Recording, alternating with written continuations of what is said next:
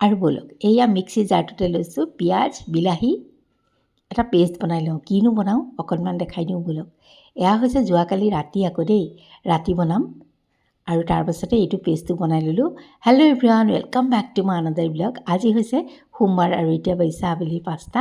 এইফালে লৈছোঁ আকৌ আদা নহৰু অকণমানো গুচাই দেই, সেইখিনিও এইয়া মিক্সিৰ সৰু জাৰটোতে দি দিম। আৰু অকণমান গোটা জিৰা ধনিয়া জালুক এইবিলাক মই তিয়াই থৈ দিছিলোঁ, সেইখিনি পিছে ভিডিঅ' কৰা নহ'ল, গতিকে অকণমান সময় হ'ল তিয়াই থোৱা, গতিকে এই আদা নহৰুৰ লগতে সেইখিনিও দি দিছোঁ। ব'লক তাৰো এটা পেষ্ট বনাই লওঁ। আৰু কিনো বনাওঁ দেখাই আছোঁ। এইফালে কেৰাহীটো উঠাই দিছোঁ।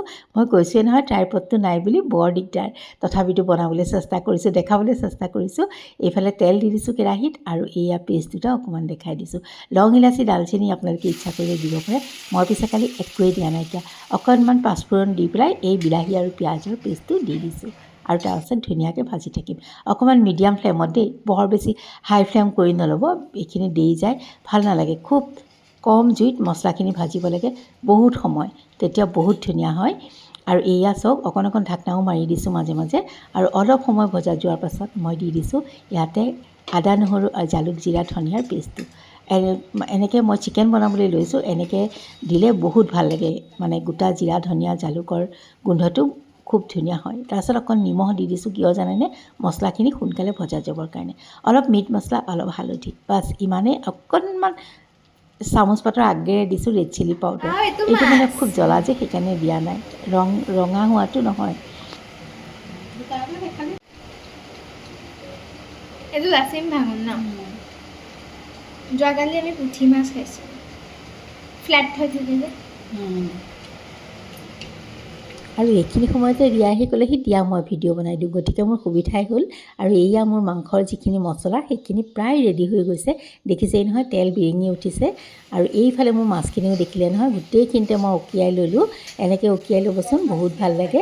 ডাঙৰ হ'লে মাছকেইটা অকিয়াবলৈ ভাল। আৰু এইয়া ছাইডে ছাইডে তেল বিৰিঙি আহিছে, গতিকে মই এইখিনি সময়তে দিনতে মেৰিনেট কৰি থৈছিলোঁ মাংসখিনি, সেইখিনি এতিয়া ঢালি দিম। মই বিশেষ একো মছলা ব্যৱহাৰ কৰা নাছিলোঁ মেৰিনেট কৰোঁতে, অকল নিমখ হালধি আৰু অকণমান মিঠাতেল দিয়ে মেৰিনেট কৰি থৈছিলোঁ। আৰু এতিয়া মই এয়া মাংসখিনি দি দিছোঁ।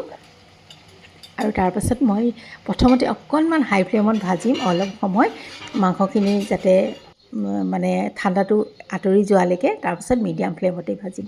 এইফালে মাছখিনিত লৈছোঁ মই এয়া নিমখখিনি সানি লৈছোঁ, আৰু নিমখ হালধি সানি আৰু অকণমান নেমু চেপিয়াই দিছোঁ।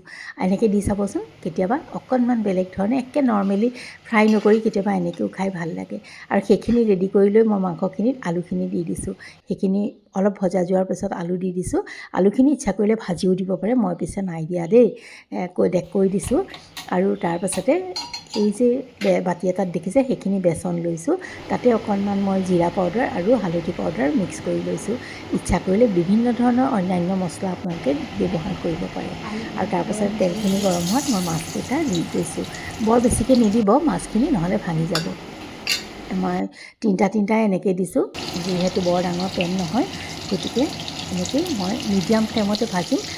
প্ৰথমতে অকণ হাই ফ্লেমত ভাজিছোঁ যদিও পিছত মই ফ্লেমটো মিডিয়াম কৰি দিছোঁ, নহ'লে আকৌ বেছি সোনকালে দেই আহিব, মানে বেছি ৰঙা হৈ যাব। আৰু এয়া চাওকচোন, ইলুটি হ'লেই নহয়। এনেকৈ অকণমান সময় ভজাৰ পাছত মই নমাই থৈ দিম। আৰু দৰকাৰ পৰিলে খোৱাৰ সময়ত আকৌ এবাৰ মই ভাজি ল'ম বা গৰমাই ল'ম। এয়া মোৰ মাছৰ এটা বেটছ হৈয়ে গৈছে ফ্ৰাই।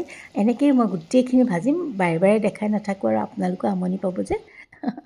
আৰু এইফালে চাওকচোন, মাংসখিনিও মানে ভজা এনেকৈ মই বহুত সময় ভাজিলোঁ, এবাৰ দুবাৰহে দেখাইছোঁ, বাৰে বাৰে দেখামনো কিমান আৰু তাৰপিছত ভজা হোৱাত মই ইয়াত দি দিছোঁ অলপ উতলা পানী। এনেকৈ চাবচোন ট্ৰাই কৰি, সকলোৱে জানেই চাগে। খুব বেছি হাই ফ্লেমত ভাজি থাকিলেও মাংসখন ভাল নহয়, অলপ মিডিয়াম ফ্লেমত মছলাখিনিৰ সৈতে খুব ভালকৈ ভাজিব লাগে, বহুত ধুনীয়া লাগে। আৰু মাছৰ আৰু এটা বেটছ নমাই ল'লোঁ, আৰু এইফালে মই অকণমান মাংসত ধনিয়া দি নমাই থৈ দিছোঁ। মোৰ মাংস ৰেডি হৈয়ে গ'ল, খুব ইজিলি হৈ যায় এনেকৈ। আৰু এইফালে চাওক মোৰ মাছকেইটাও হৈ গ'ল, অকণমান ধনিয়া দি ইয়াতো গাৰ্নিচিং কৰি দিছোঁ। আৰু দৰকাৰ পৰিলে মই খোৱাৰ সময়ত আকৌ গৰমাই ল'ম বাৰু। আৰু এয়া মোৰ টেবুলো ৰেডি হৈ গ'ল। মাংসটো মই এনেকৈ হটকেছতে উলিয়াই দিছোঁ, আৰু বেলেগে মই দি নাথাকোঁ, লৈ ল'ব। আৰু এইফালে অকণমান দেখাই দিছোঁ, মই কাগজৰ প্লেটো কালি ব্যৱহাৰ কৰিছোঁ, যিহেতু কালি ইহঁতো ননদহঁতো আহিছিলে। মই বোলো ৰাতি আৰু বেছি বাচন চাচন লেটিয়াই নাথাকোঁ, সেইকাৰণে অকণমান কৰি দিছোঁ, নহ'লে ভাবিব নহয় দুটা দুটা হেৰি দেখোন এয়া লৈছে, প্লেটো লৈছে, সেয়া অকণমান কৈ দিছোঁ আৰু তাৰপিছত খালোঁ আইচক্ৰীম আৰু টাইমতে আজিলৈ আহোঁ।